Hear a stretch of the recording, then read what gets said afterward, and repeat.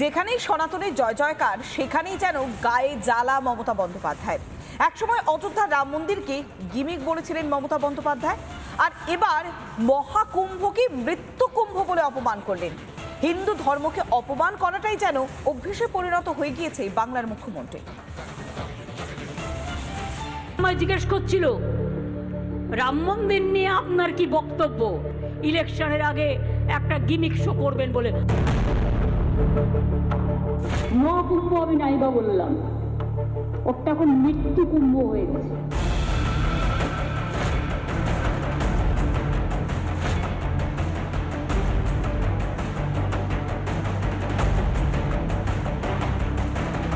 অযোধ্যায় রাম মন্দির শুধু হিন্দুদের নয়, এক করে দিয়েছিল গোটা দেশকে।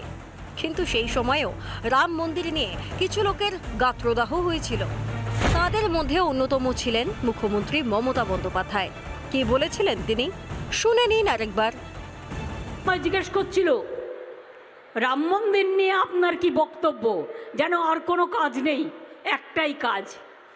আমি বললাম ধর্ম যার যার নিজের, উৎসব কিন্তু সবার। আমি সেই উৎসবে বিশ্বাস করি যে উৎসব সবাইকে নিয়ে চলে, সবাইকে নিয়ে কথা বলে, একতার কথা বলে। আপনারা করছেন, করুন না, কে আপত্তি করেছে?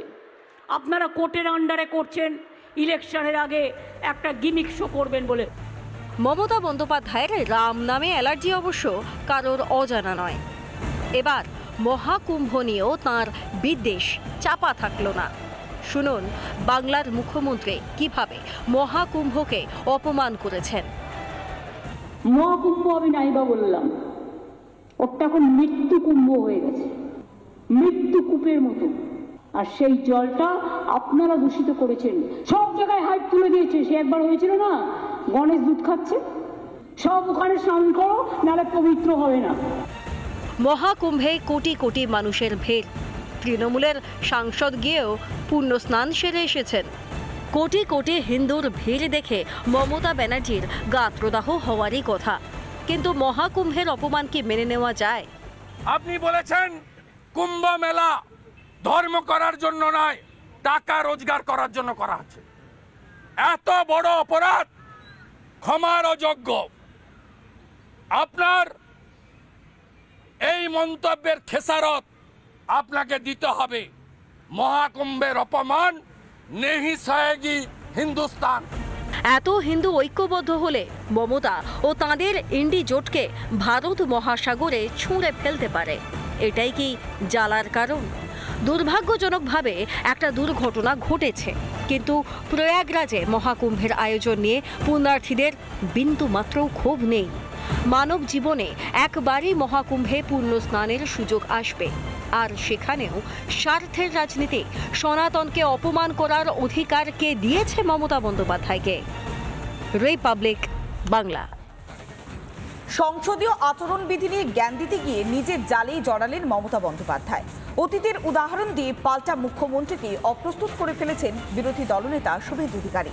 আর বিরোধীদের সাঁড়াশি চাপে বিধানসভায় দাঁড়িয়ে অতীতের কর্মকাণ্ডে সাফাই দিতে কার্যত বাধ্য হলেন মুখ্যমন্ত্রী।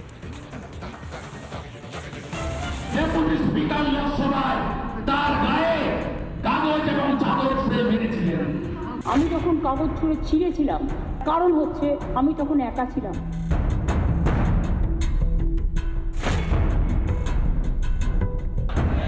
শুভেন্দু সহ 4 বিজেপি বিধায়কের সাসপেনশন নিয়ে কথা হচ্ছিল। সংসদীয় আচরণ বিধি নিয়ে বিভিন্ন জ্ঞানের কথা শোনাচ্ছিলেন মুখ্যমন্ত্রী মমতা ব্যানার্জি। তখনই মোক্ষম জায়গায় ঢিল শুভেন্দু অধিকারীর। অতীতের একাধিক প্রসঙ্গ টেনে এনে মমতাকে তীব্র আক্রমণ বিরোধী দলনেতার।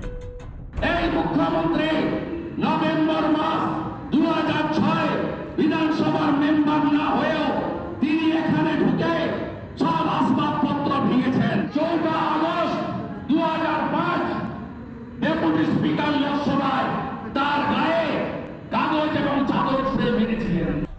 শুভেন্দু যেসব ঘটনার কথা উল্লেখ করেন তার প্রতিটাই সবার জানা। লোকসভার ডেপুটি স্পিকারের দিকে সাংসদ মমতাকে কাগজ ছুঁড়ে মারতে দেখেছিল গোটা দেশ।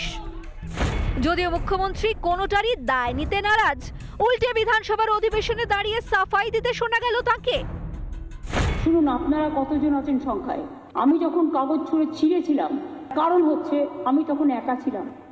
বিজেপি, কংগ্রেস, সিপিএম একসাথে 7 দিন ধরে নোটিশ দেওয়ার পরেও একটা কথা বলতে দিত না।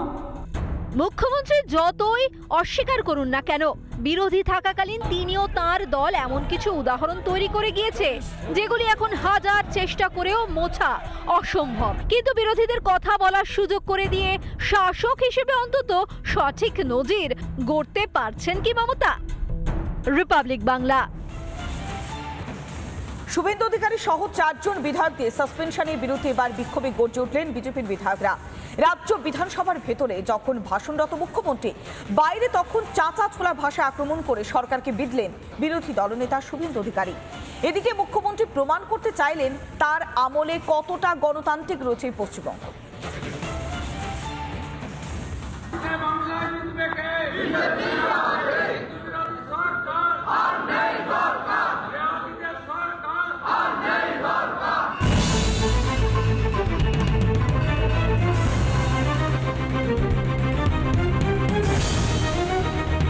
রাজ্যপালের ভাষণের ওপর বক্তব্য রাখছেন বিরোধী দলনেতা, তারপর জবাবি ভাষণ দেন মুখ্যমন্ত্রীও।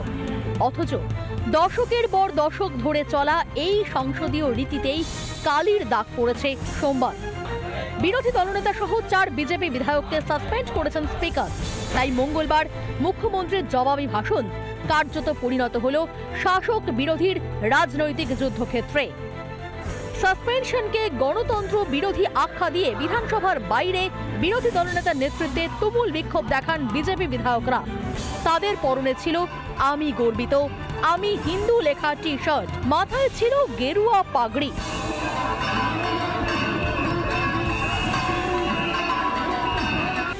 অধিবেশন কক্ষে তখন বক্তব্য রাখছেন মুখ্যমন্ত্রী।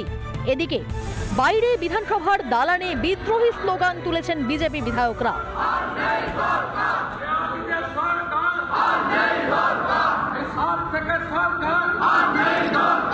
মা সরস্বতীর অপমান, তার প্রতিবাদ করতে গিয়ে সাসপেন্ড হয়েছি।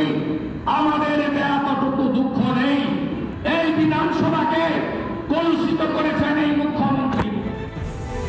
জনবিন্যাসের বদল, সন্ত্রাসবাদের বাড়বাড়ন্ত এবং পুজো করতে গিয়েও দিকে দিকে বাধার সম্মুখীন রাজ্যের হিন্দুরা। বিরোধী দলনেতার এইসব অস্বস্তিকর প্রশ্ন এড়াতেই যে সাসপেনশন, তা নিয়ে কোনো সন্দেহ নেই শুভেন্দুর। বাইরে যখন শুভেন্দুর তীক্ষ্ণ তীরের মতো প্রশ্নে বিদ্ধ হচ্ছে শাসক দল, অধিবেশন কক্ষে মুখ্যমন্ত্রী তখন তার সরকারকে গণতান্ত্রিক প্রমাণে মরিয়া। অনেক সময় আমি লক্ষ্য করেছি রেশিও অনুযায়ী কার কত সদস্য, সেই হিসেবে টাইম দেওয়া হয়। আমাদের সাংসদরাও তাই পায়, কিন্তু এখানে 50% টাইম দেওয়া হয় বিরোধী দলকে। রেশিও দেখুন, এবার রেশিও দেখে ভাগ করুন কতটা পাওয়া উচিত, কতটা পায়। তা সত্ত্বেও অপপ্রচার, কুৎসা, চক্রান্ত করে, ষড়যন্ত্র করে বলে বেড়াচ্ছে বাইরে বাংলার মর্যাদাকে হীন করবার জন্য। এর আগে বাজেট অধিবেশনে যতদিন বিরোধীরা অধিবেশন কক্ষে উপস্থিত ছিলেন, ততদিন কোনো সংবাদ মাধ্যমে সরাসরি সম্প্রচার হয়নি।